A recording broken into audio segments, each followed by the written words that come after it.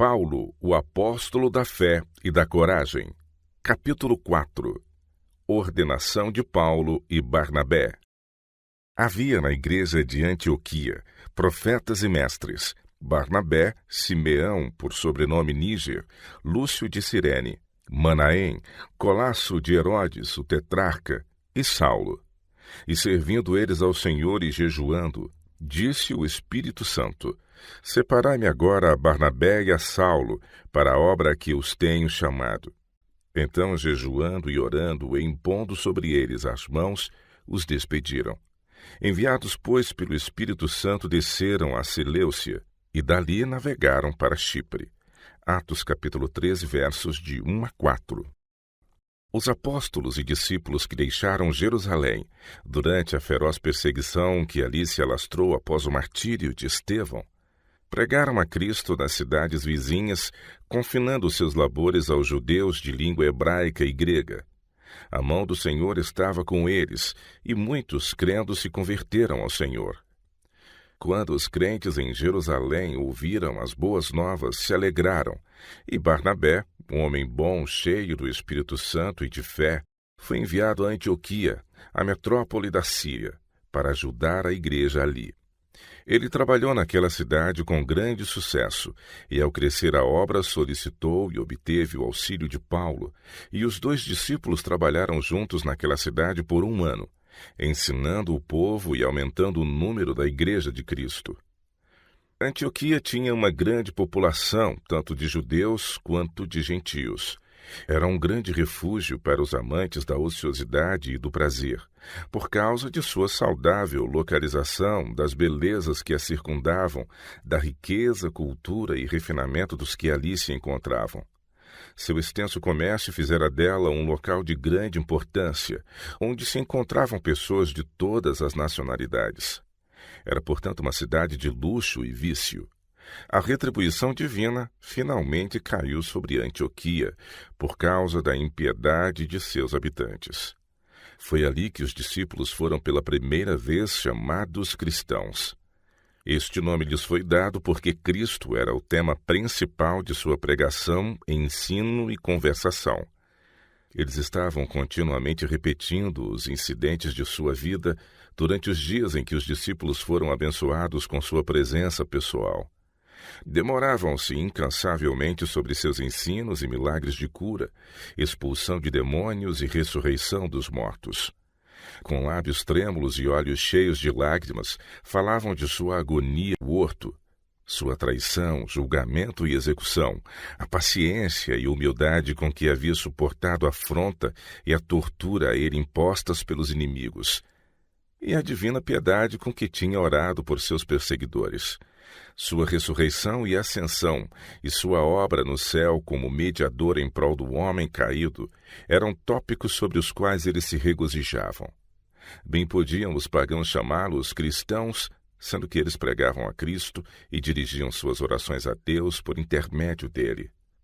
Na populosa Antioquia, Paulo encontrou um excelente campo de trabalho, onde pôde unir sua grande cultura, sabedoria e zelo, exercendo uma poderosa influência sobre os habitantes e frequentadores daquela culta cidade. Nessa ocasião, a obra dos apóstolos estava centralizada em Jerusalém, onde frequentemente se reuniam os judeus de todos os países e línguas para adorar no templo durante as festividades. Em tais ocasiões, os apóstolos pregavam a Cristo com inflexível coragem, embora soubessem que, agindo assim, tinham a vida em constante risco. Faziam-se muitos conversos à fé e estes, dispersando-se para seus lares em diferentes partes da terra, disseminavam as sementes da verdade por todas as nações e entre todas as classes da sociedade. Pedro, Tiago e João sentiam-se confiantes de que Deus os havia designado para pregar a Cristo na sua terra, entre seus próprios concidadãos. Mas Paulo havia recebido de Deus a sua incumbência enquanto orava no templo e o seu vasto campo missionário lhe fora distintamente apresentado. A fim de prepará-lo para sua extensa e importante obra, Deus o havia trazido em íntima ligação consigo e tinha aberto diante de sua arrebatada visão um vislumbre da beleza e glória do céu. Deus comungava com os consagrados profetas e mestres da igreja de Antioquia. E servindo eles ao Senhor e jejuando, disse o Espírito Santo: Separai-me agora Barnabé e Saulo para a obra que os tenho chamado. Esses apóstolos foram, portanto, consagrados a Deus de um modo muito solene, pelo jejum, oração e imposição de mãos, e foram enviados para o seu campo de trabalho entre os gentios. Até ali, Paulo e Barnabé haviam trabalhado como ministros de Cristo, e Deus abençoara abundantemente seus esforços, mas nenhum deles tinha sido formalmente ordenado para o ministério evangélico pela oração e imposição das mãos. Eram agora autorizados pela igreja, não somente para pregar a verdade, mas para batizar e organizar igrejas, sendo investidos de plena autoridade eclesiástica. Esta foi uma ocasião importante para a igreja. Apesar de ter sido demolida pela morte de Cristo, a parede de separação que havia entre judeus e gentios, permitindo aos gentios todos os privilégios do Evangelho, o véu ainda não tinha sido rasgado dos olhos de muitos dos crentes judeus, e eles não podiam discernir claramente a finalidade daquilo que foi abolido pelo Filho de Deus. A obra devia agora prosseguir com vigor entre os gentios e devia resultar no fortalecimento da igreja por uma grande colheita de almas. Os apóstolos, em sua obra especial pelos gentios, estariam expostos a suspeita, preconceito e ciúme. Como consequência natural do seu afastamento do exclusivismo dos judeus, sua doutrina e opiniões estariam sujeitas à acusação de heresia, e suas credenciais como ministros do Evangelho seriam questionadas por muitos zelosos crentes judeus. Deus previu todas essas dificuldades pelas quais seus servos passariam, e em sua sábia providência levou-os a serem investidos de inquestionável autoridade pela igreja para que sua obra estivesse acima das contestações. Os irmãos em Jerusalém e em Antioquia tinham pleno conhecimento de todas as circunstâncias desta divina ordenação e da obra específica de ensinar os gentios dada pelo Senhor aos apóstolos. Sua ordenação era um franco reconhecimento de sua divina missão, como mensageiros especialmente escolhidos pelo Espírito Santo para uma obra peculiar. Paulo, em sua Epístola aos Romanos, declara que considerava esta sagrada ordenação como uma nova e importante fase de sua vida. Ele denomina-se a si mesmo servo de Jesus Cristo, chamado para ser apóstolo, separado para o Evangelho de Deus. Em época posterior à ordenação para o ministério pela imposição das mãos, sofreu muito abuso. Ligava-se a este ato uma exagerada importância, como se um poder sobreviesse de pronto aos que recebiam tal ordenação que imediatamente os qualificava para toda e qualquer obra ministerial, como se existisse alguma virtude extraordinária no ato de impor as mãos. Temos na história destes dois apóstolos apenas um singelo relato da imposição das mãos e a influência sobre sua obra. Tanto Paulo como Barnabé já haviam recebido sua comissão do próprio Deus, e a cerimônia de imposição das mãos não acrescentava nenhuma graça ou especial qualificação. Era meramente a colocação do selo da igreja sobre a obra de Deus, uma forma reconhecida de designação para um cargo específico. Essa forma era significativa para os judeus. Quando um pai judeu abençoava os filhos, punha-lhes reverentemente as mãos sobre a cabeça. Quando um animal era votado ao sacrifício, a mão daquele que se achava revestido da autoridade sacerdotal era colocada sobre a cabeça da vítima. Portanto, quando os ministros de Antioquia puseram as mãos sobre os apóstolos, por esse gesto pediam a Deus que lhes concedesse sua bênção na consagração deles à obra para a qual haviam sido designados. Os apóstolos partiram para sua missão, levando consigo Marcos. Foram para Seleucia e dali viajaram para Chipre. Em Salamina pregaram nas sinagogas dos judeus. Havendo atravessado toda a ilha até Pafos, encontraram certo judeu mágico, falso profeta, de nome Bar-Jesus, o qual estava com o procônsul Sérgio Paulo, que era um homem inteligente. Este, tendo chamado Barnabé e Saulo, diligenciava para ouvir a palavra de Deus. Mas opunha-se-lhes Elimas, o mágico, porque assim se interpreta o seu nome, procurando afastar da fé o procônsul. Sendo o procônsul um homem de reputação e influência, o mágico Elimas, que estava sob o controle de Satanás, procurava por meio de falsos relatos e vários enganos ardilosos voltá-lo contra os apóstolos e destruir a influência deles. Como os magos da corte de Faraó resistiram a Moisés e Arão, assim esse mágico resistia aos apóstolos. Quando o procônsul mandou chamar os apóstolos para que ele pudesse ser instruído na verdade, Satanás estava a postos com seu servo, procurando contrariar o propósito divino e impedir aquele homem influente de abraçar a fé em Cristo. Esse agente de Satanás atrapalhou grandemente a obra dos apóstolos. Assim sempre trabalha o inimigo caído, de uma maneira especial para impedir que pessoas de influência, que poderiam ser de grande auxílio para a causa, aceitem a verdade de Deus. Mas Paulo, no poder do Espírito Santo, reprovou o ímpio enganador. Fixando nele os olhos, disse: Ó filho do diabo, cheio de todo engano e de toda malícia, inimigo de toda a justiça, não cessarás de perverter os retos caminhos do Senhor? Pois agora eis aí está sobre ti a mão do Senhor, e ficarás cego, não vendo o sol por algum tempo. No mesmo instante caiu sobre ele névoa e escuridade, e andando à roda procurava quem o guiasse pela mão.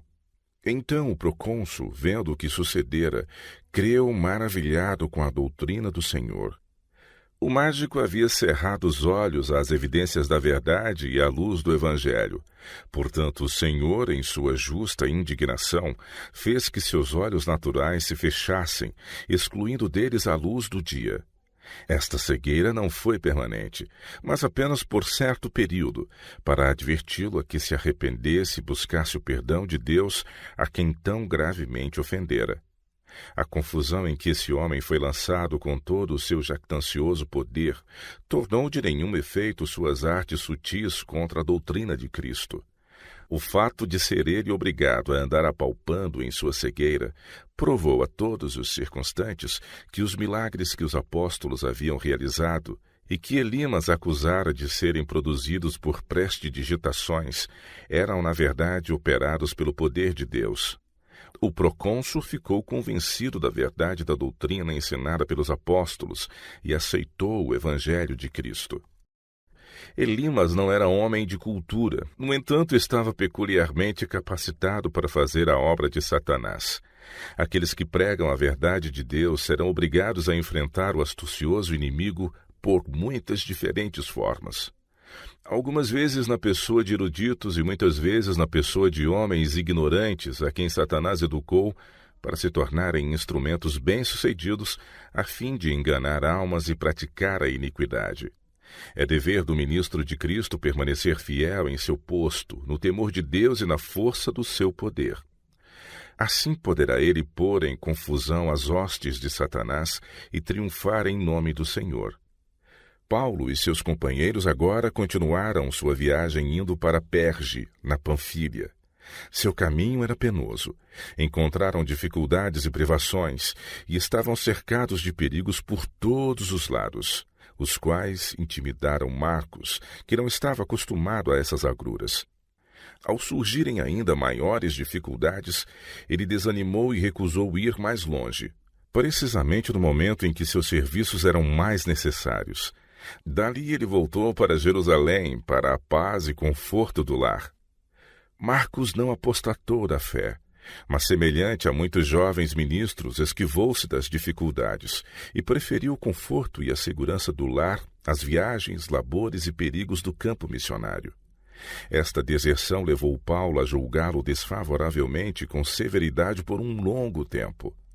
Desconfiou de sua firmeza de caráter e de sua dedicação à causa de Cristo. A mãe de Marcos era convertida à religião cristã, e seu lar era um abrigo para os discípulos.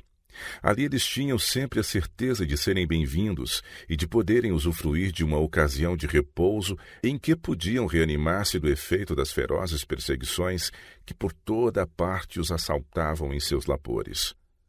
Foi durante uma dessas visitas dos apóstolos ao lar de sua mãe que Marcos propusera a Paulo e Barnabé acompanhá-los em sua viagem missionária. Havia testemunhado o maravilhoso poder que seguia o ministério dos apóstolos, sentiu no coração o favor de Deus, tinha visto sua mãe sendo provada de várias formas, mas mantendo-se firme na fé, sem vacilação, havia testemunhado os milagres operados pelos apóstolos, que punham o selo de Deus sobre sua obra, e ele mesmo tinha pregado a fé cristã e ansiava consagrar-se inteiramente à obra. Agora, em companhia dos apóstolos, ele se regozijara no sucesso da missão. Mas o temor e o desânimo o dominaram em face da privação, perseguição e perigo, e acabou voltando para casa. Tempos depois houve uma acerba contenda entre Paulo e Barnabé por causa de Marcos, que desejava voltar à obra do ministério. Esta contenda levou Paulo e Barnabé a se separarem. Barnabé, seguindo suas convicções, levou Marcos consigo em seu trabalho. Paulo não aceitava naquela ocasião desculpar de nenhuma forma a fraqueza de Marcos em abandoná-los pelo conforto e tranquilidade do lar, e insistiu em que alguém com tão pouca fibra era inapto para o ministério evangélico que exigia perseverança, abnegação, coragem e fé, com disposição de sacrificar até mesmo a vida se necessário. Barnabé, por outro lado, estava inclinado a desculpar Marcos, que era seu sobrinho, por causa de sua inexperiência. Estava ansioso porque ele não abandonasse o ministério, pois via nele qualidades para ser um obreiro útil na causa de Cristo. Paulo se reconciliou mais tarde com Marcos e o recebeu como um colaborador. Também o recomendou aos colossenses como cooperador no reino de Deus e como tendo para ele sido consolação. Colossenses 4, verso 10 e 11. Outra vez, não muito tempo antes de sua morte, Paulo falou de Marcos como lhe sendo útil para o ministério. 2 Timóteo, capítulo 4, verso 11. Depois que Marcos voltou para casa, Paulo e Barnabé visitaram Antioquia da Psídia e no sábado entraram na sinagoga e se assentaram. Depois da leitura da lei e dos profetas, os chefes da sinagoga mandaram dizer-lhes: Irmãos, se tendes alguma palavra de exortação para o povo, dizei-a. Atos 13, verso 15. Sendo assim convidados a falar, Paulo, levantando-se e fazendo com a mão sinal de silêncio, disse: Varões israelitas, e vós outros que também temeis a Deus, ouvi. Atos 13, verso 16. Ele então seguiu apresentando a história da maneira como o Senhor havia tratado os judeus desde o tempo da sua libertação do cativeiro egípcio, e como fora prometido um Salvador da semente de Davi. Então pregou a Jesus como o Salvador dos homens, o Messias da profecia. Tendo ele terminado, e tendo os judeus deixado a sinagoga, os gentios ainda se demoravam e rogaram que no sábado seguinte fossem ditas as mesmas palavras. Os apóstolos despertaram grande interesse no local entre judeus e gentios, e animaram os crentes a permanecerem firmes na fé e a continuarem na graça de Deus.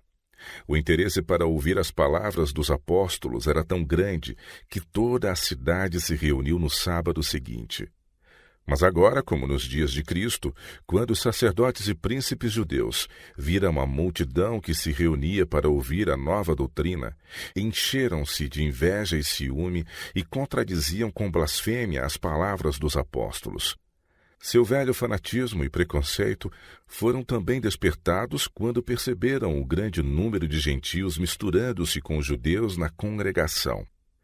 Não podiam suportar que os gentios gozassem dos privilégios religiosos em igualdade de condições com eles, mas se apegavam tenazmente à ideia de que a bênção de Deus estava reservada exclusivamente a eles. Este sempre tinha sido o grande pecado dos judeus que Cristo, em várias ocasiões, havia reprovado. Em um sábado, esses judeus ouviram com intenso interesse os ensinos de Paulo e Barnabé, que pregavam a Jesus como o Messias prometido, e no sábado seguinte, por causa da grande multidão de gentios, que também se reuniram para ouvir os apóstolos, eles foram levados a um frenesi de indignação, ficando inabilitados mentalmente de ponderar as evidências a eles apresentadas. Quando souberam que o Messias proclamado pelos apóstolos devia ser a luz dos gentios, bem como a glória de seu povo Israel, ficaram fora de si mesmos de furor e usaram a mais insultuosa linguagem contra os apóstolos. Os gentios, por outro lado, rejubilavam grandemente por saberem que Cristo os reconhecia como filhos de Deus e com coração agradecido ouviram as palavras proclamadas. Agora os apóstolos discerniam claramente o seu dever e a obra que Deus queria que fizessem. Voltaram-se sem hesitação para os gentios, pregando-lhes a Cristo e abandonando os judeus ao seu fanatismo, cegueira de espírito e dureza de coração. A mente de Paulo tinha sido bem preparada para tomar essa decisão pelas circunstâncias que acompanharam sua conversão, pela sua visão no templo de Jerusalém, pela sua nomeação por Deus para pregar aos gentios e pelo sucesso que já havia coroado seus esforços entre eles. Quando Paulo e Barnabé presenciaram a reação dos judeus que deles escarneciam, falaram-lhes ousadamente dizendo: cumpria que a vós outros, em primeiro lugar, fosse pregada a palavra de Deus. Mas, posto que a rejeitais e a vós mesmos vos julgais indignos da vida eterna, eis aí que nos volvemos para os gentios, porque o Senhor assim nolo determinou. Eu te constituí para a luz dos gentios, a fim de que sejas para a salvação até aos confins da terra. Atos 13, versos 46 e 47. Esta colheita de gentios para a Igreja de Deus fora traçada pela pena da inspiração, mas tinha sido apenas obscuramente compreendida. Oséias dissera: todavia o número dos filhos de Israel será como a areia do mar, que se não pode medir nem contar. E acontecerá que no lugar onde lhes dizia: vós não sois meu povo, se lhes dirá: vós sois filhos do Deus vivo. E outra vez semearei Israel para mim na terra, e compadecer-me-ei da desfavorecida, e a não meu povo direi: tu és o meu povo. Ele dirá: tu és o meu Deus. Oséias capítulo 1, verso 10 e capítulo 2, verso 23. Durante sua vida na terra, Cristo havia procurado afastar os judeus do seu exclusivismo. A conversão do centurião e da mulher Ciro-fenícia foram exemplos de que a obra de Cristo iria muito além dos limites do povo de Israel. O tempo havia agora chegado para uma ativa e contínua obra entre os gentios, dos quais comunidades inteiras receberam alegremente o Evangelho e glorificaram a Deus pela luz de uma fé inteligente. A descrença e malícia dos judeus não desviaram o propósito divino, porque um novo Israel foi enxertado na velha oliveira. As sinagogas foram fechadas para os apóstolos, mas lares privados abriram as portas para sua pregação, e edifícios públicos dos gentios também foram usados para a pregação da palavra de Deus. Os judeus, porém, não estavam satisfeitos só com o fechamento de suas sinagogas para os apóstolos. Desejavam mesmo bani-los daquela região. A fim de realizar este propósito, procuraram inocular o veneno do preconceito em certas mulheres piedosas e honradas, que tinham grande influência junto ao governo e também junto a homens de prestígio. Isto eles realizaram por meio de artimanhas sutis e falsos rumores. Essas pessoas de boa reputação queixaram-se às autoridades contra os apóstolos e, consequentemente, estes foram expulsos dali. Nessa ocasião, os apóstolos seguiram a instrução de Cristo: se alguém não vos receber, nem ouvir as vossas palavras, ao sairdes daquela casa ou daquela cidade, sacudi o pé dos vossos pés. Em verdade vos digo que menos rigor haverá para Sodoma e Gomorra no dia do juízo do que para aquela cidade. Mateus capítulo 10, versos 14 e 15. Os apóstolos não ficaram desanimados por esta expulsão. Lembraram-se das palavras do Mestre: bem-aventurados sois quando por minha causa vos injuriarem e vos perseguirem, e mentindo disserem todo mal contra vós.